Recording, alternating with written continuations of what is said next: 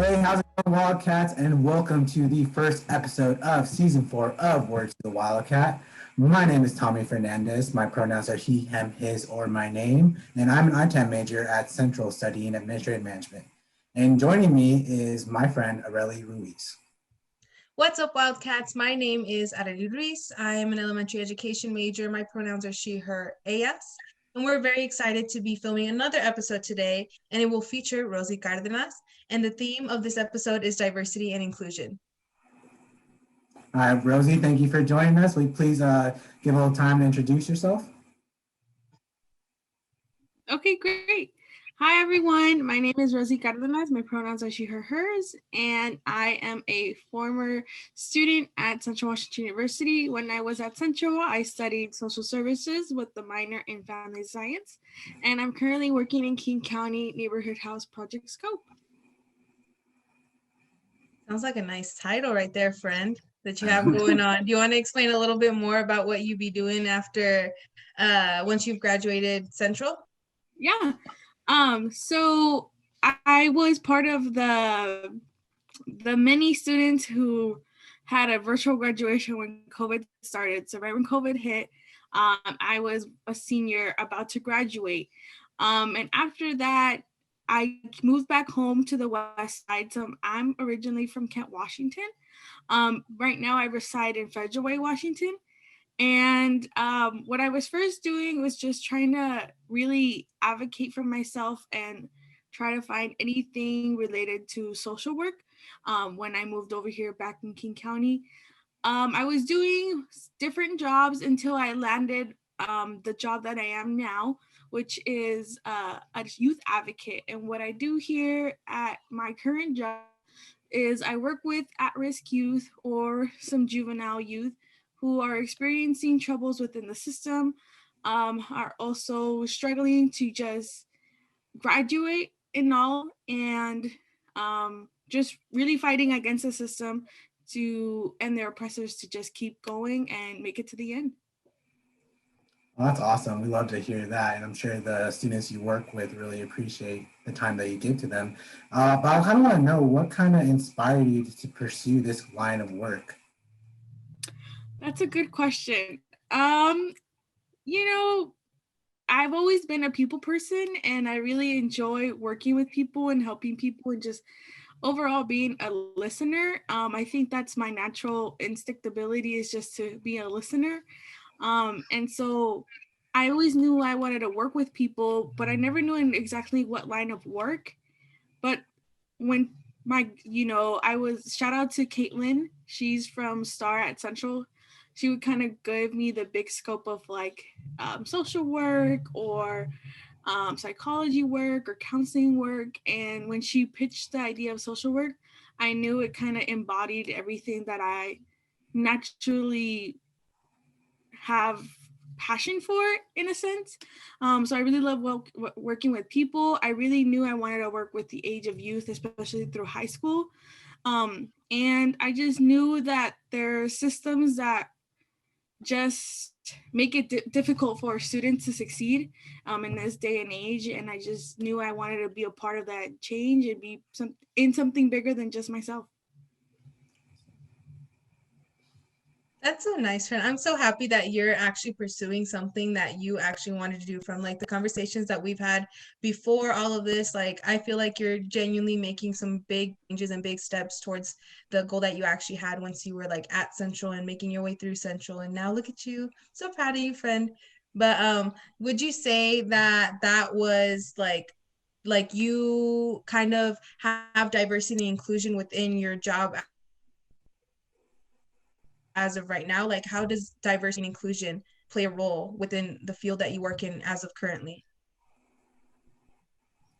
It does. Honestly, diversity and inclusion does play in the role. So that actually for Neighborhood House as a whole is a nonprofit organization who is targeting around helping diverse communities and identities and making sure, nobody's ever excluded. The good thing about the agency as a whole is it works from ages from newborns all the way to elderly. So and throughout that, they're very fluid within themselves. And once I heard about them and everything that they do, I knew I wanted to be a part of that agency. And also, it's just, it puts everything in perspective that everything I learned at the DEC still carries over. It allows me to work with, like I said, diverse communities and identities, and it just allows me to grow more and more in every day, and never lose sight of the main goal was just to help everyone and anyone in some way or somehow. So Rosie, does working with students from other diverse backgrounds ever change the conversation you have with them? Yes, it does. Specifically, since I work with youth, I work with youth ages 14 to 24, and it's as weird as that sounds, I'm only 23, so I'm not that far away from what is considered youth over here in King County. And there's definitely different ethnicities, identities that I work with. And it's funny how based on them and their personalities, I try to use mine and the things that I know to best connect with them. I know a big hit is when there's some students who are more on the introverted side and they love anime. I try to get as much information from my partner who also loves anime to use it with them, because at the end of the day, it allows me to just make that one little ounce of connection with them. And then there's some students who are sneakerheads and they really love Jordans and they really love Nike. And so I get to talk about, the latest trends with them. Or there are some students who, they're Latinx, and, that's the identity I identify with too. So we can talk about like different home recipes and stuff like that. So I really try to use my individual personality to best connect with the students that I work with. That's awesome. And I'm sure they greatly appreciate that, because I mean, how many of us would love just to have someone trying to help us and able to connect with us just by them just simply trying. So I really respect and admire that you're doing that. So kind of going back to, you mentioned the DEC and how it kind of shaped and molded a little bit like your perspective. I kind of wanted to talk a little bit about that and how it's connected into your like line of work, because you mentioned that a little bit before, but I wonder if that skill that you were talking about, you just listening and wanting to connect with these students, are those skills that you learned at the DEC that helped you kind of like just build, that you've been able to build on, or is that just something you discovered on your own? Or I think it's a mixture of both. DEC taught me so many things, and I'm forever grateful for that learning opportunity. And there's just some things that, I picked up on my own, but I would say DEC was the big chunk of what pushed me in that direction. Being a big listener, I also, within the DEC, I think those two come hand in hand, just because working in the DC, it allowed me to really work with diverse identities as well. There are certain spaces that are allowing us to be involved, but not necessarily word our opinion, in terms of just being an ally and just stepping into that space and just being able to listen. And then that also allows me to further just develop that natural ability into myself, like, oh, I like to listen, and in general to just anyone, but I also know that in certain community and certain spaces, the time to listen is the key to just be able to understand and appreciate and work with certain communities. I think that's great. And then just for those Wildcats that don't exactly know what the DEC is, the DEC is an office here on the Ellensburg Central Campus, which is a Diversity Equity Center, which focuses a majority of its time to help advocate and help teach a lot of students, faculty, staff, just how to be a little bit more diverse and inclusive. So going back to that, Rosie, which is really great. I really like the fact that it allowed you to see that listening is one of the key components to being able to understand one another. I personally, that's something that I have been learning over the past couple of years, just being a friend with you, and then you showing me through the DC and other people around in the DC, which is phenomenal. So I really encourage everyone that's trying to diversify their perspective to just take the time to listen and understand, because I mean, like Rosie said, that's just a good quality to have. And I mean, why not listen? I feel a lot of us just do a lot of talking for the most part. Yeah, absolutely. Yeah, I just think, you know, sometimes in especially in this day and age with so much hate and so much crime that's been happening, especially within the last just almost 2 years, I just think it's easy to reflect blame on others and, you know, something higher than what it is, and just being able to just listen, being able to empathize and just, I don't know, take a seat back from what is reality to just give someone else the ability to take up space instead of always being the one to want the space, is just really important. Yeah. And would you say that your time at the DEC in a way prepared you for what you're doing now? Or like when you came into your new job, was there like a dynamic change or anything that really you weren't prepared for? DC definitely prepared me for sure. Yeah, so DC definitely prepared me. DC has various workshops that I hope they still are carrying over now. I try to stay as close as I can through social media. But I know, like for instance, safer spaces training, it would that training within itself, it's I really recommend it to anyone currently at Central. It just teaches you a lot about how to be one an ally and understand the LGBTQIA plus community, who just you're never gonna I feel like that certain training you can find it elsewhere, but it's never gonna be as warm, friendly, and welcoming. So I definitely want to plug in there for y'all to check that out. But there's also a lot of other trainings that DEC were able to offer me while I was there, which was diverse ability trainings, which just makes me it allowed me to understand that there's diverse identities, especially when it comes to diverse abilities. And that in itself, I feel like a lot of people don't take account of. And without the DEC, I wouldn't be able to learn as much as I did. But now the work from the DEC to my work now, it definitely aligns because there's a lot of talk around anti-blackness, which is very important. And I'm really appreciative that it's it's such a big old it's such a big topic within itself, and it's being shared throughout the world, you know, kind of like back 5 years ago, I don't think anti-blackness was such a big name and a big thing, but at the time where I was at the DEC and the work that I am now, it's becoming more prevalent. So Okay. it's becoming a big topic in its own, and it's very important. Mm-hmm. Yeah. I 100% percent agree with you, friend, because honestly, a lot of the stuff that the DEC, I've been able to take a few of their workshops and all amazing.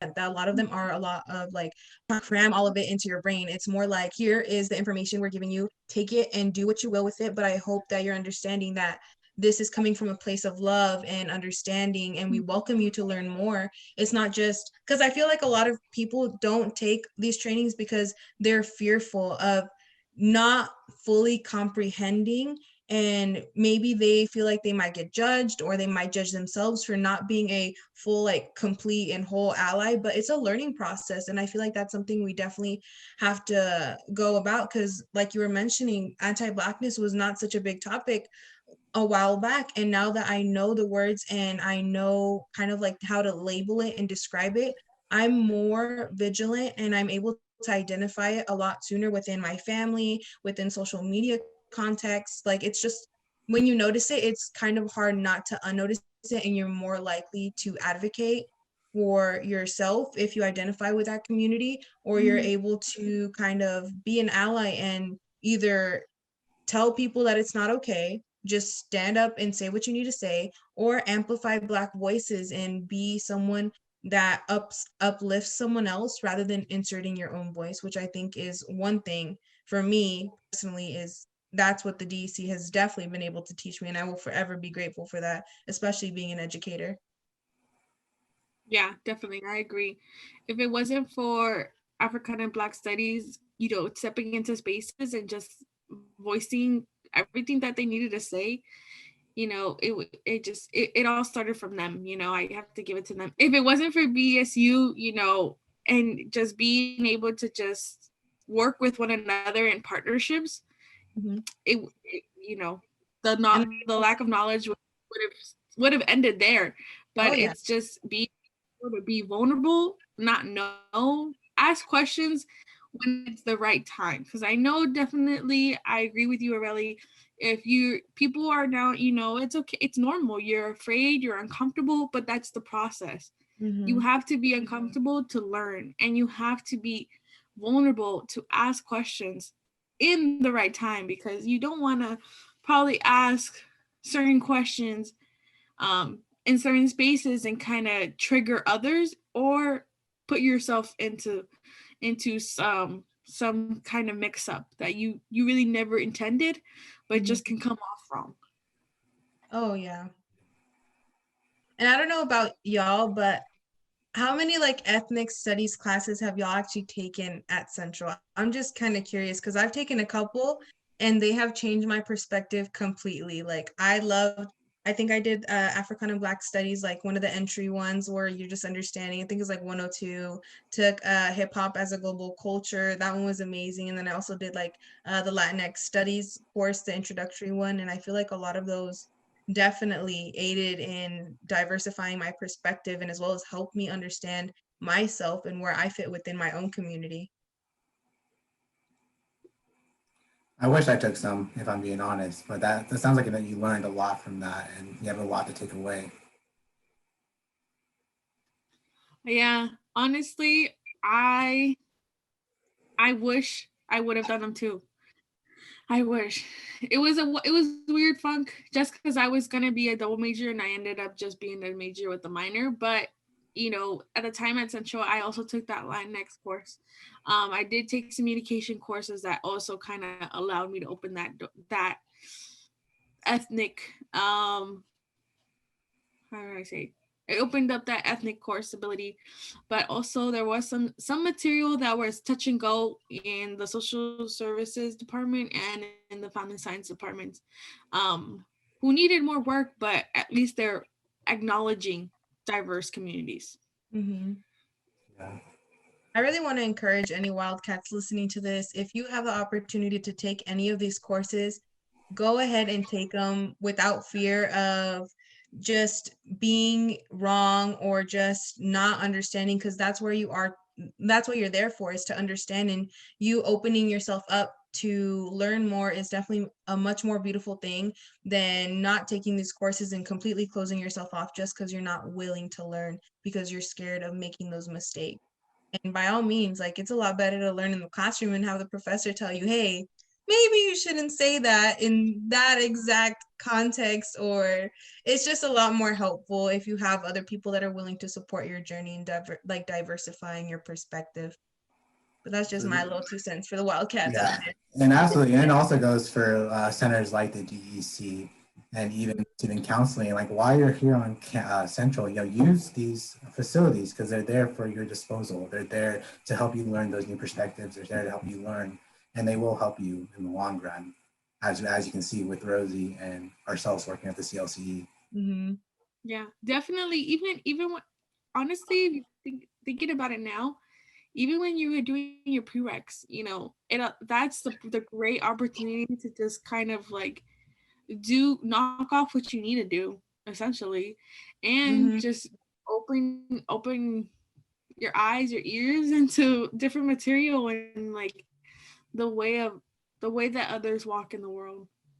Yeah, I think like getting involved on campus just opens up your college experience, especially here at Central. Because I remember like my freshman kind of going into my sophomore year, like I wasn't really involved, and I kind of just felt like a little disconnected because yeah, I would go do my classes, go back to my room, but then joining the CLCE kind of created like a new community, created like a new place for me to like go and learn and meet new interesting people. So I think that just getting involved more on campus really does happen for you. Does that for you?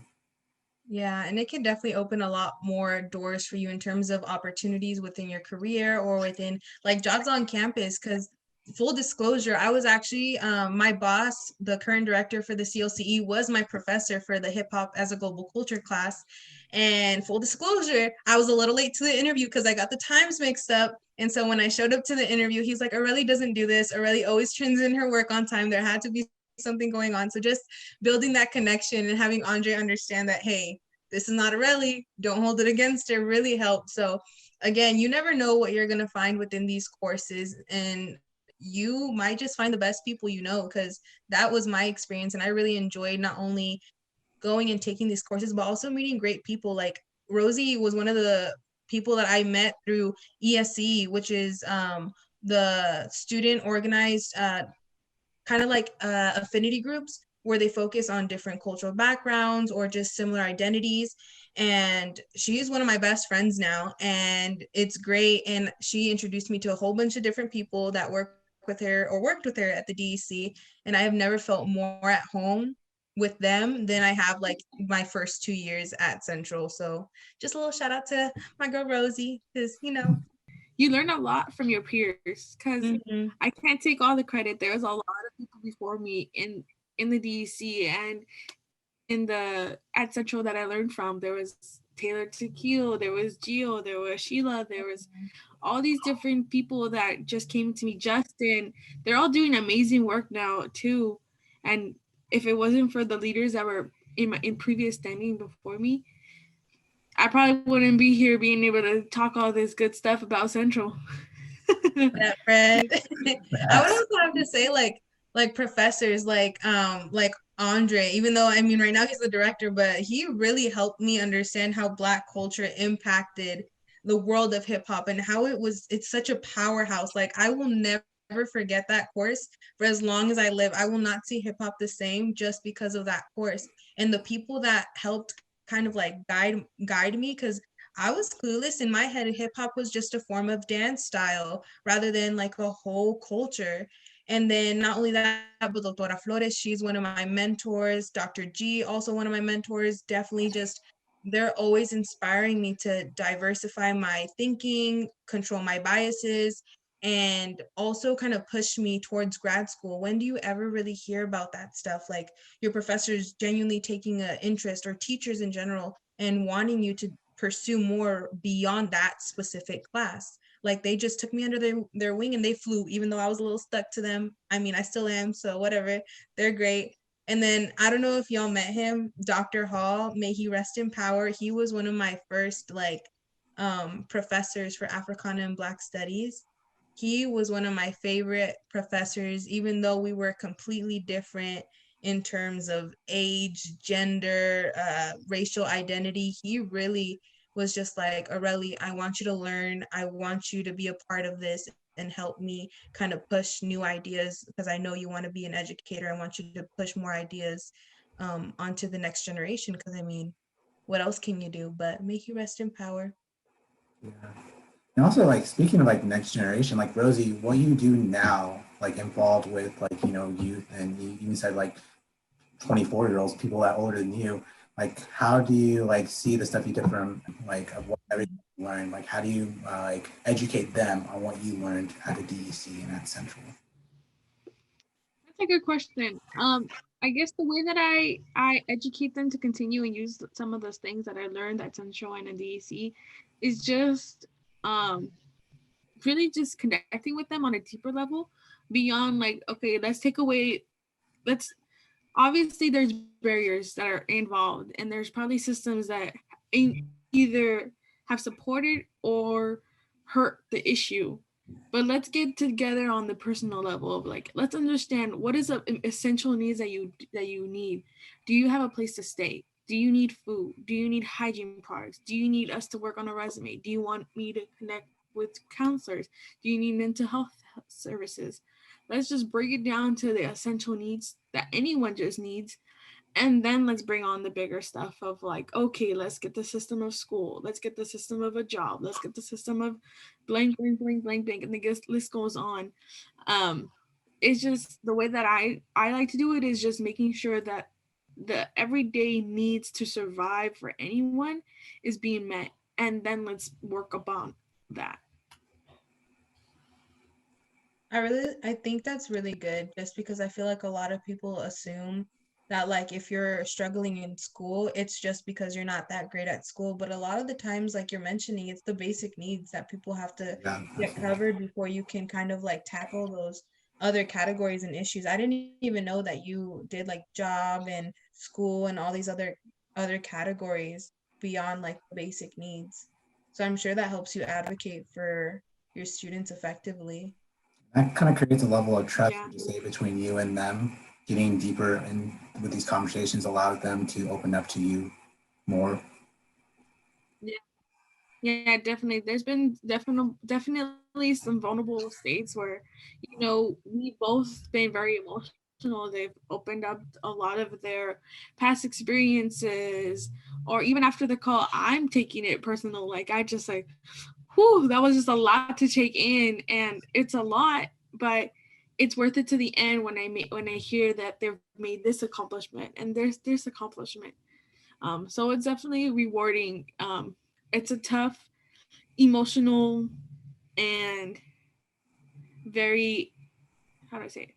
It's very emotional. In it's a job in high demand for sure. Yeah. Um, and not many people are capable of it. But the more people who are willing to help and support them, the more, how do I say what I want to say? Ah, You got it, friend. Good. um, the more people that are willing to help and support them, the better in all society can stand. People like to push blame on others, but they're not able to help the situation out. So Say that, friend. Right. It's true. I mean, I 100% agree. But I'm kind of curious because you're talking it takes about two. It really does. it Yeah, does. it does.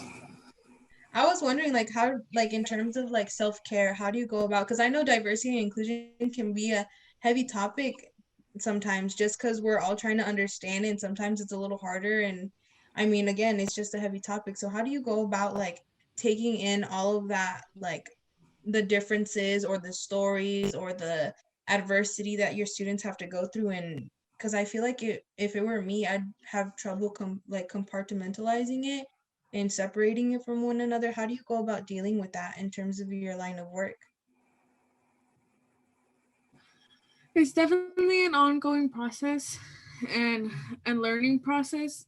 There's times where I'm like, oh, I come to think about it, like, do I have high function anxiety or something? Like, am I just working, and then but then there's times where I'm like, oh, like they make me laugh, or they make me smile, or I hear parents just talk about how happy and proud they are.